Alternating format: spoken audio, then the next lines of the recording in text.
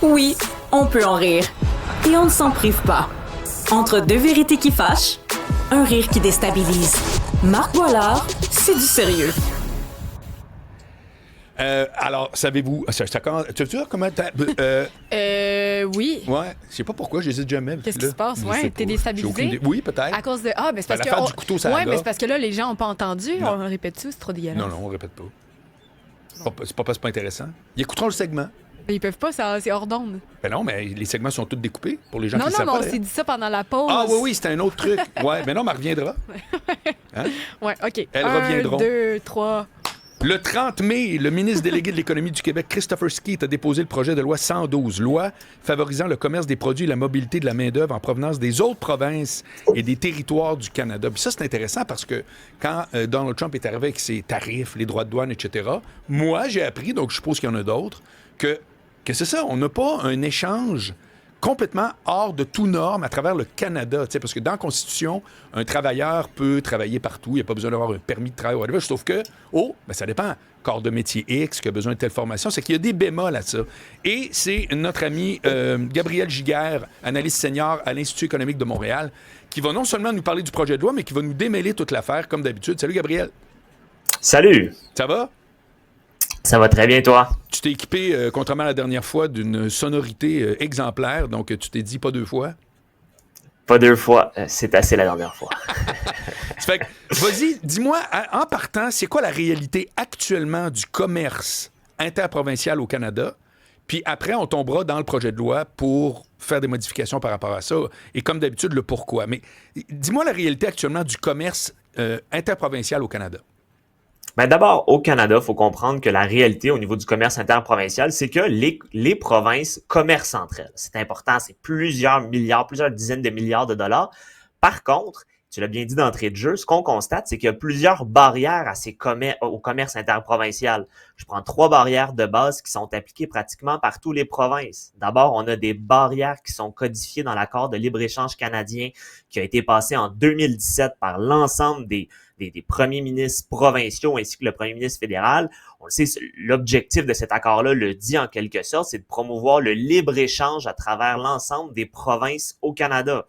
Ensuite de ça, il y a également les barrières en matière de mobilité des travailleurs. On le sait, au Québec, il y a plusieurs métiers qui ne sont pas reconnus ailleurs lorsqu'ils sont pratiqués. Je prends notamment l'exemple de la construction et on y reviendra, où on a beaucoup de certifications qui n'existent pas dans les autres provinces. C'est donc très difficile de reconnaître. Et puis finalement, et c'est probablement la plus importante, mais la plus difficile à évaluer, ce sont les barrières dans le manque d'harmonisation de la réglementation.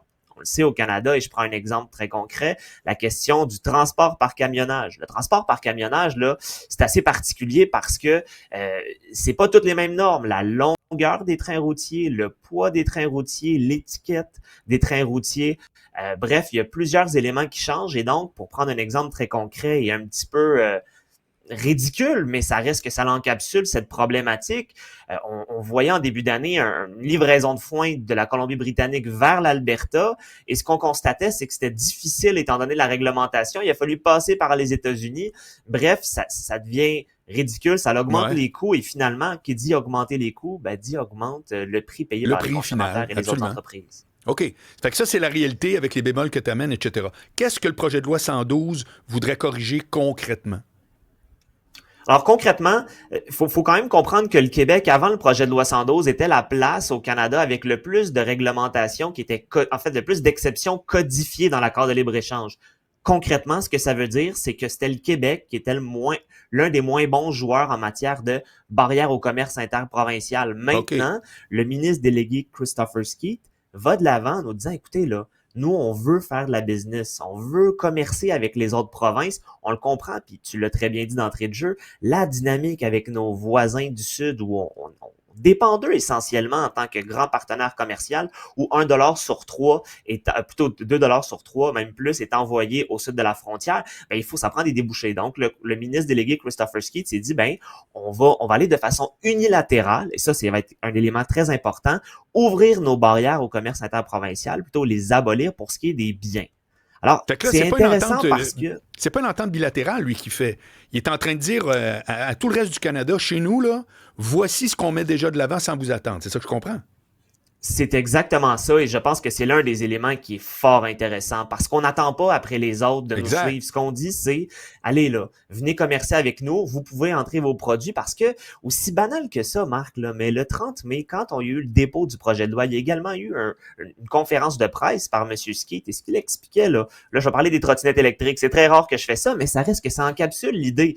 Les stickers sont pas posés partout, tout dépendamment de la province. Mais là, c'est parce que si ta trottinette est bonne pour l'Ontario, c'est un peu particulier qu'elle le soit pas pour le Québec. Il faut juste revenir à la base. Là, si c'est correct pour les critères de l'Ontario, ça devrait être correct partout au Canada. Là. Évidemment, là, la question de la langue française peut rentrer en compte, puis je mets ça de côté parce que c'est vrai que c'est important. Puis il n'y a personne aujourd'hui là, qui va dire que ça, c'est pas important. Là. Non, Soyons j'allais clairs. t'en parler justement, l'étiquetage, etc. C'est quelque chose qui est assez unique ici. Ce serait difficile de dire, ouais, savez-vous quoi, c'est pas grave, tout en anglais, tout est beau. On peut comprendre que là, il y a quand même des restrictions qui demeurent. Là.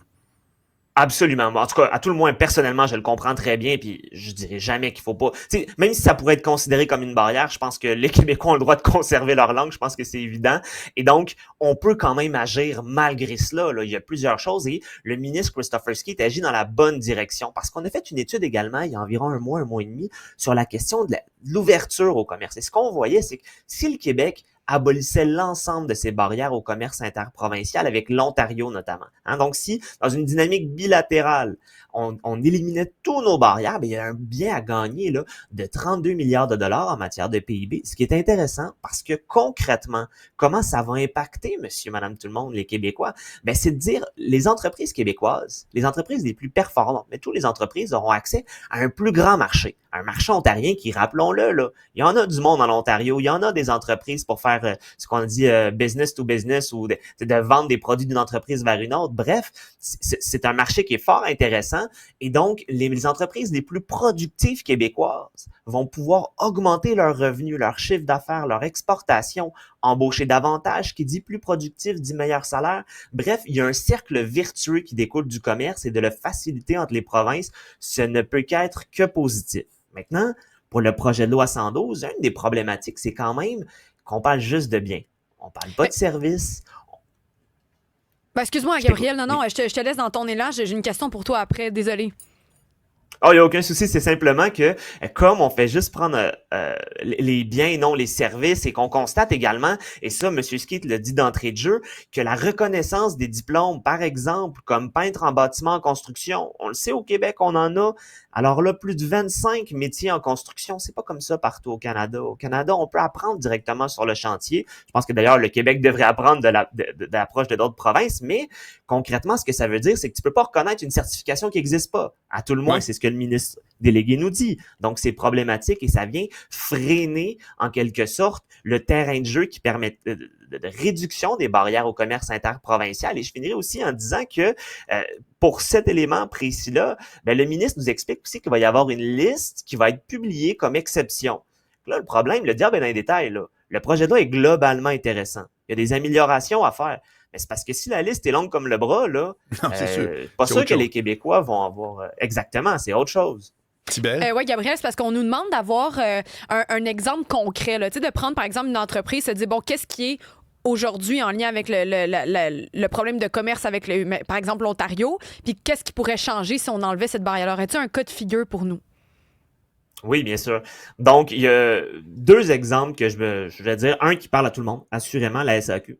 Je veux dire, en ce moment, quand on regarde l'accord de libre-échange canadien, ce qu'on constate, c'est comme la SAQ a un monopole de distribution, c'est pas possible pour le Québécois moyen, pour vous, pour les auditeurs, de simplement aller sur la LCBO puis de se faire livrer une bouteille de vin chez eux. C'est tout simple, là. Mais il y a une barrière au commerce interprovincial parce que tous les monopoles de distribution provinciaux se disent non, c'est mon argent, touchez pas à ça. Puis ça devient très très complexe. À tout le moins, entre le Québec et l'Ontario, on le sait que c'est la dynamique actuelle. Donc, juste ça, c'est une barrière très, très claire au commerce interprovincial. Si on rentre plus précisément dans l'accord de libre-échange canadien, une barrière qui est codifiée, qui peut paraître banale, mais qui ne l'est pas nécessairement, c'est tout ce qui est au niveau de la foresterie. On le sait, quand il y a du bois qui est coupé au Québec, il doit être ouvré au Québec également. Donc, on peut pas faire d'économie d'échelle ou plutôt de grande intégration, par exemple, avec des scieries en Ontario, puis d'avoir j'ai envie de dire, une industrie intégrée interprovinciale parce qu'on le sait que le bois qui est coupé au Québec doit être ouvré au Québec. Ce n'est qu'un exemple, mais ça démontre quand même des barrières qui n'ont pas lieu d'être parce que si on peut avoir des économies d'échelle,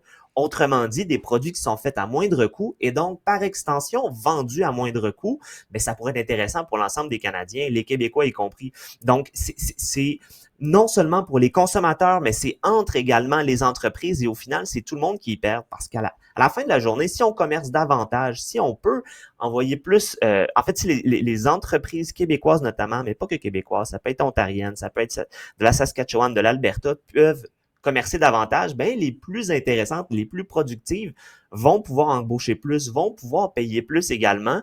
Donc je pense que c'est assez clair et il faut retenir que la concurrence entre les entreprises, ben il y a des effets très positifs pour l'ensemble des Québécois et pour l'ensemble des Canadiens.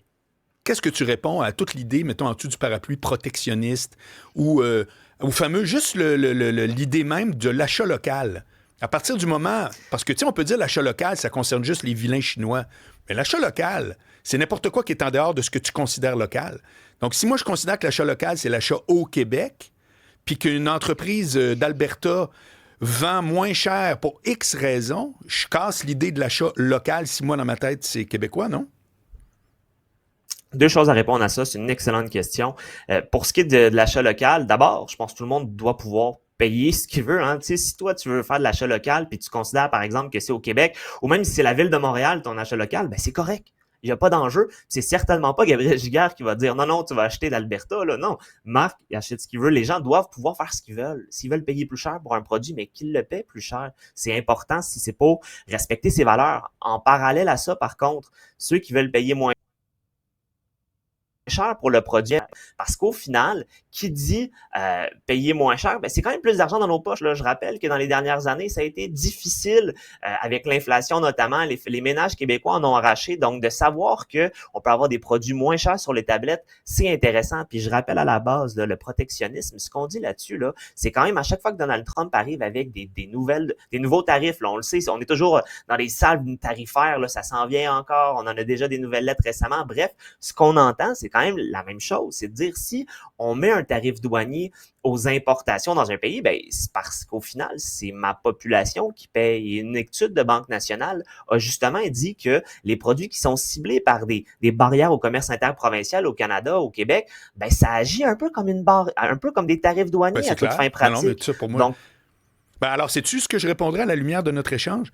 C'est une proposition que je lance en l'air, là, mais peut-être que compte tenu des tarifs douaniers américains puis de tout ce qu'on connaît, là, même si on n'est pas des experts, c'est comme si peut-être notre idée de l'achat local devrait devenir canadien et non pas seulement québécois.